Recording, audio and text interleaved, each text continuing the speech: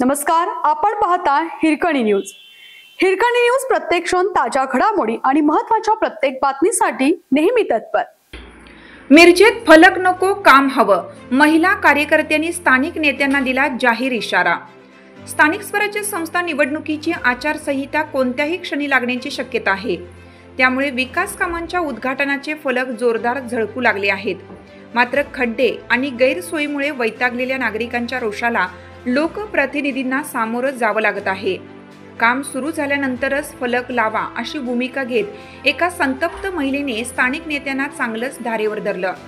Miraj railway स्थानकालगत Pratap कॉलनीत अनेक वर्ष पावसाचे पाणी साचते।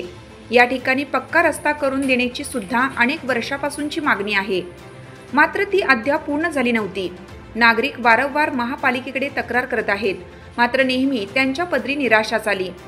मात्र आता आमदार निधीतून रस्त्याच्या काँक्रिटीकरणाचे उद्घाटन करण्यात येणार होतं, पण जागरूक महिला कार्यकर्तीने उद्घाटनाचा फलक लावण्यास विरोध केला।